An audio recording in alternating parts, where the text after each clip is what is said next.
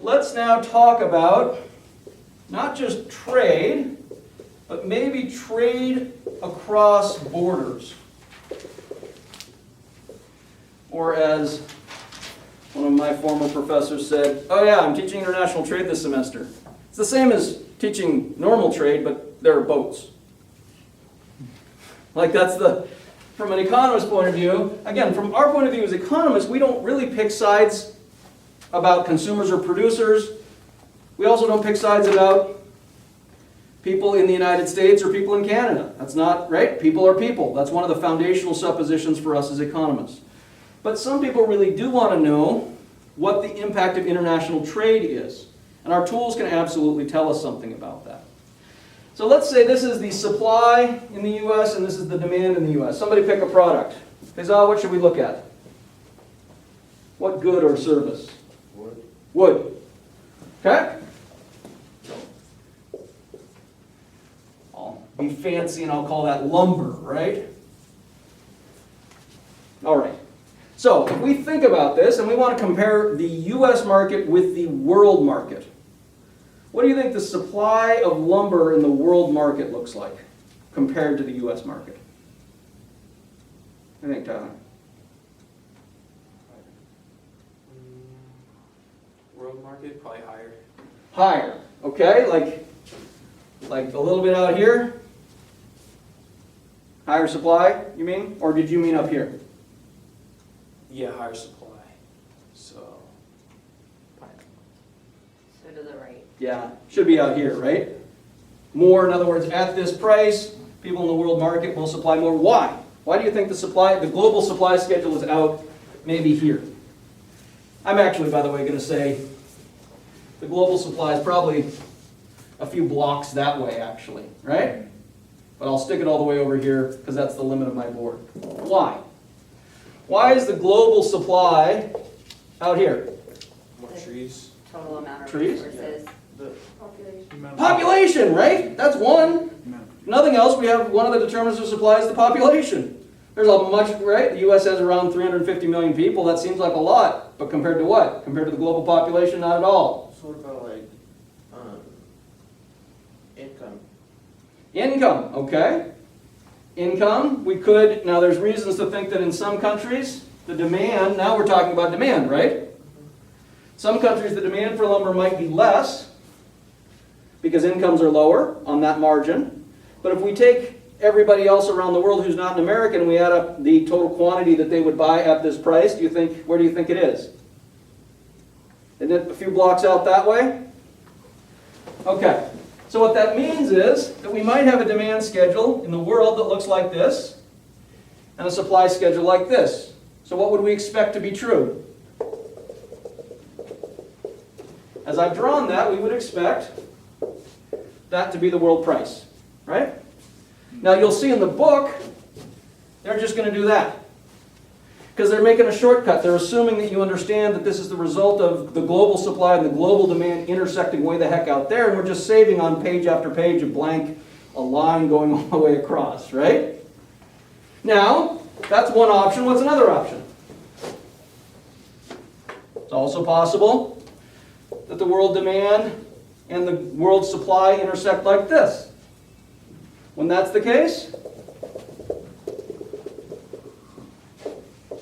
that would be the world price, wouldn't it? So, and it could be exactly where the domestic price is too, but that's pretty unlikely. And it's also a wholly uninteresting situation to look at, right? So, we have two options here, one where the world price is above and one where it's below the domestic price. And this isn't a mystery. This is not something new. This is just using our tools. And we understand why they're going to intersect the way the heck out there, largely because of population, possibly some other things. We good? Okay. So, in the interest of saving energy and ink, we're just going to do this, right? So let's start with what happens when the world price is below the domestic price. What's going to happen, Grant? Is that going to shift supply, demand, neither, or both?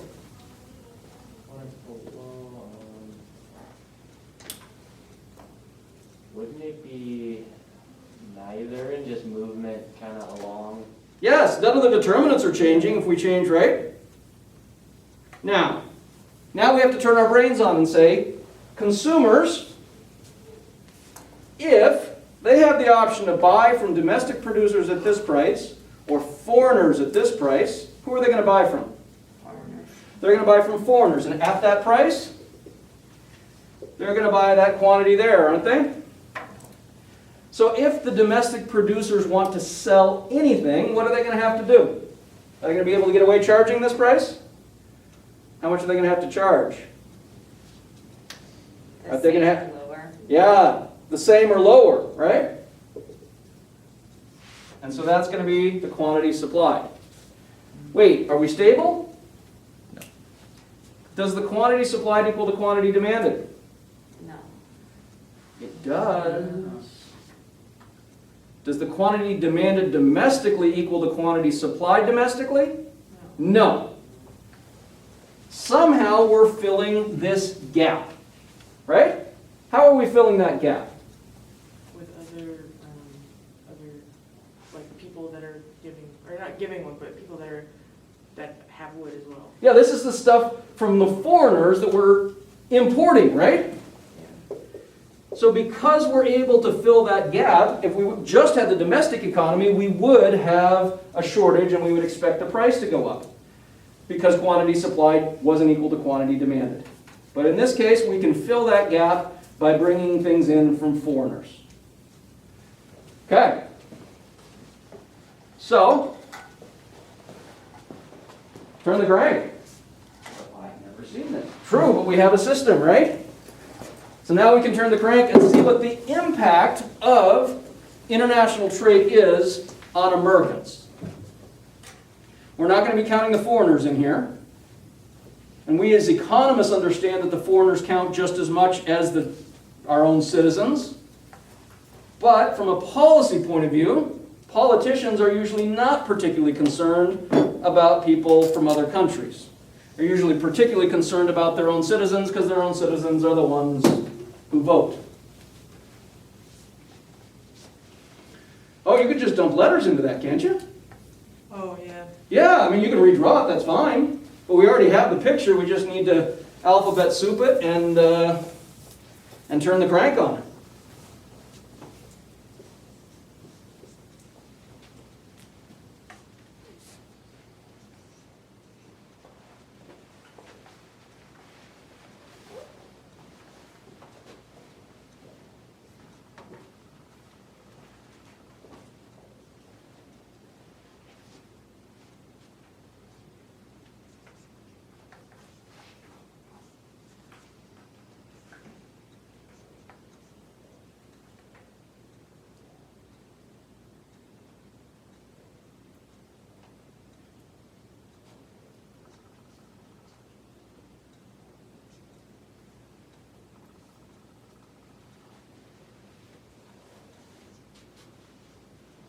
So the before situation is pretty standard by now, right? We're going to be at our market clearing price and quantity.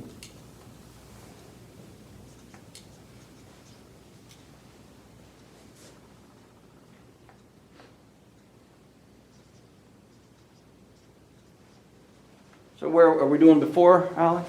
Yeah. So before, consumers are going to be getting this quantity here, right? Oh, okay, yeah. So let's just double check if we got our benefits and our costs right. And that's, again, by now you hopefully realize you probably need to, right? I'll oftentimes go through the first time and then I'll stop and say, did I get it right? Sometimes I go, oh, no, I didn't. What about B? Isn't B part of their cost? Consumers, if they're consuming this quantity, must be paying this cost, right? So Okay.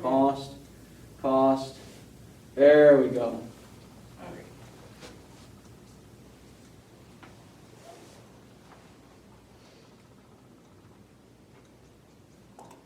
And now producers, yeah, so producers are selling this quantity, which means this, yeah, at this price. So they're getting, All of that.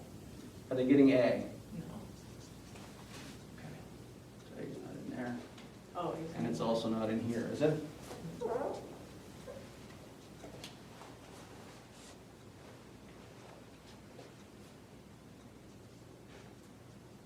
Nice. Good. Government, 0. Total surplus.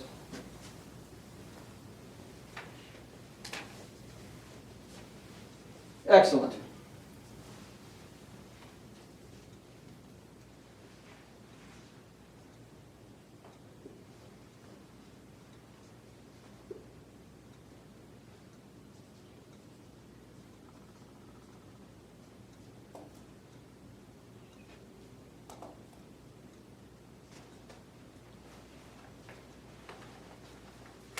Now consumers are getting this quantity. Good get. And now if they're consuming this quantity, what must their cost be? Oh, they're paying the world price, right, for each of those units.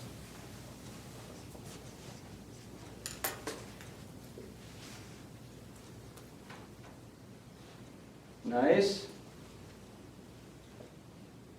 AB. C, right? I don't know. Let's cancel them, right? You've done this, so let's cancel them. C, No, D, E, F, H. H, and I. Good.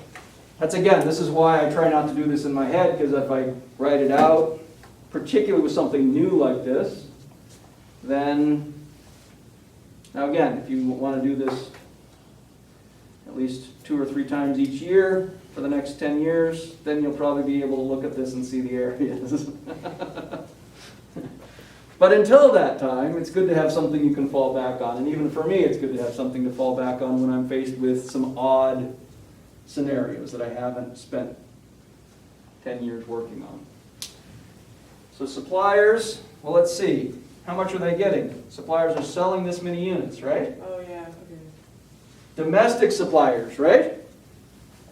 We could figure out the total amount that is transferred to producers in aggregate, but we're just talking here about, we're just using these tools to talk about domestic individuals. So our domestic producers are producing this quantity, right? Yeah. And so they're getting this benefit. Okay, so it's only C and D. It's only C and D, right?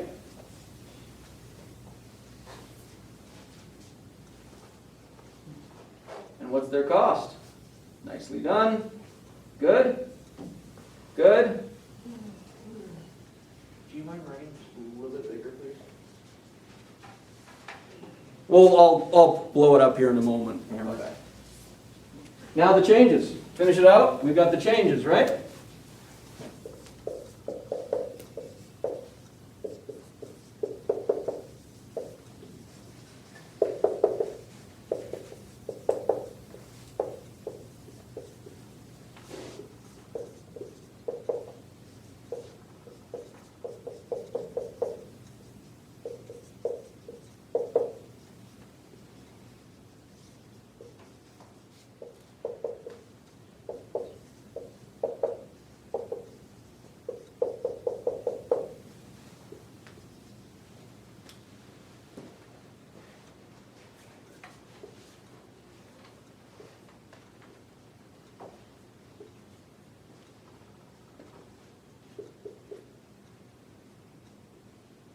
Now you may understand why I figured we should understand micro before we went to macro. It would be very hard to do that without these tools. Nicely done, Alex. So are we better or worse off? Change in consumer surplus, positive B, H, and I. Are consumers better or worse off? Better, right? Change in producer surplus, negative B. Are producers better or worse off? Worse off. Huh. So trade helps consumers but harms producers. Sounds about right. International trade.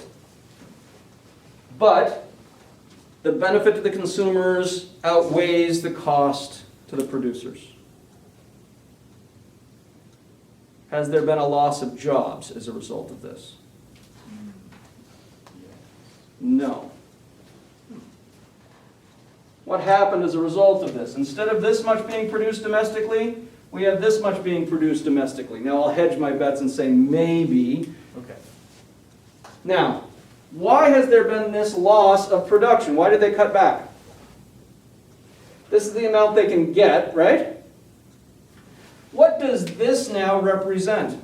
What does that represent? Amount of benefits coming from the imports? No. What's the area under the supply schedule represent? Cost. Cost. And so H and E represent what? The cost of producing those units domestically. And cost represents the value you will get if you're doing something else. So this is the destroyed value, right? No, this is the value we get back. Oh, okay. Right? Instead of having to give up H and E to produce these units, now we're only giving up E. Right? We're still giving up E, we're transferring it to the foreigners, but now we're also getting the H back. In other words, what does this mean? This means that the people who stop producing lumber must have something else to do. If they didn't have anything else to do, what would be true? Our supply schedule would look something like that. And they wouldn't stop producing. So the fact that it does mean that we are going to have a reduction in probably employment in this industry.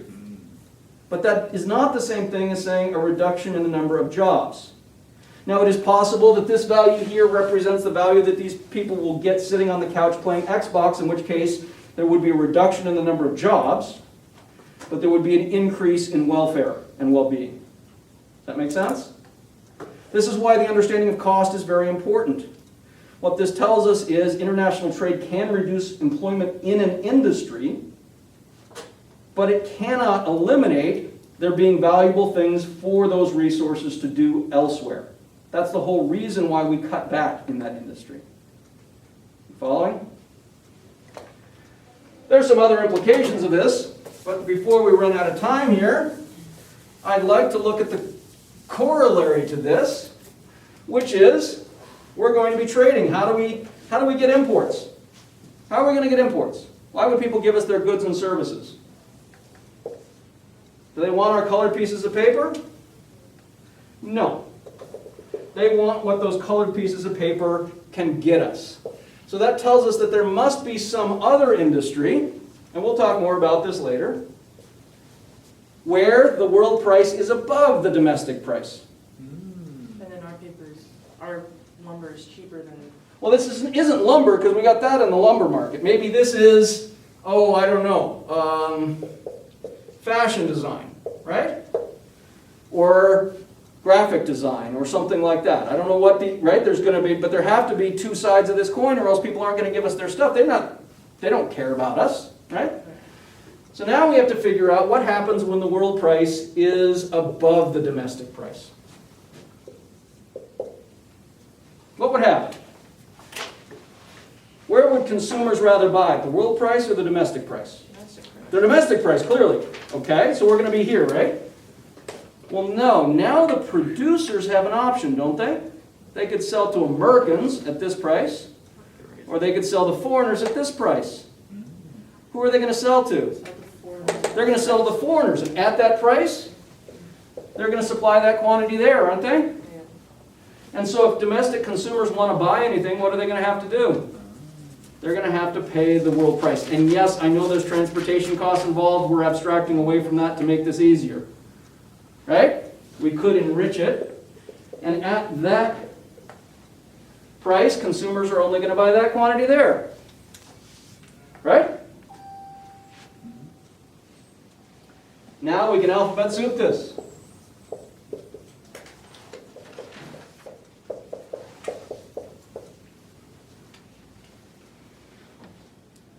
Yeah. Consumer surplus 1, what do we have? I'm going to cut some corners here. A, B, and C, D, and E, government 1, 0, total surplus 1, A, B, C, D, and E. Right? That should be pretty, at this point, you hopefully banged your head into this enough that that's, that's pretty self-evident. Right? If you haven't, by the way, then the rest of this is monumentally difficult. I think what some people ran into on the exam was they went, oh, yeah, maybe I haven't done enough preparation. So consumers with the, quantity supplied is a lot greater than quantity demanded. How are we stable here? Because the quantity demanded is Exports. only in the United States and those are exported. Yes, quantity supplied and quantity demanded are equal, but the quantity supplied domestically is not equal to the quantity demanded domestically. We're able to sell some of the rest of that extra stuff to the people in other countries. So consumers now are only getting this quantity here, which means their total benefit is A, B, D, and F. And they're giving up this to get it, right? Which means we're looking at B, D, and F as their total cost. They're left with A. Producer surplus, on the other hand, they're selling this quantity here at that price there. So their total benefit is B, C, J, D, E, F, G, H, and I, obviously in no particular order. Their total cost, well, supply tells us marginal cost. Now remember, this is the value that we as a society give up. F, G, H, and I. We're left with B, C, J, D, and E. All right? Government. Nope, nothing going on there. Total surplus. We add these up. A, B, C, J, D, and E. So over here we had the change being, we've gained H and I. Now, I've run out of room. Change in consumer surplus. They've lost B and C. So international trade harms consumers. Change in producer surplus. They've gained B, C, and J. So international trade helps producers. It turns out the help to the producers is greater than the harm to the consumers. B and C is a transfer from consumers to producers. It still exists for us as a society. Change in government is 0, and change in total surplus is J. Obviously something to memorize, right? No. I wouldn't recommend memorizing it. Now the hard thing to remember is that these both have to happen. And we'll talk more about this later. And so what this tells us is that trade harms consumers and it harms producers. It benefits consumers and it benefits producers. The harm to the consumers is more than outweighed by the benefit to the producers, and the benefit to the consumers more than outweighs the harm to the producers. Don't have to memorize that. That's what this tells us. So does this radically change our perspective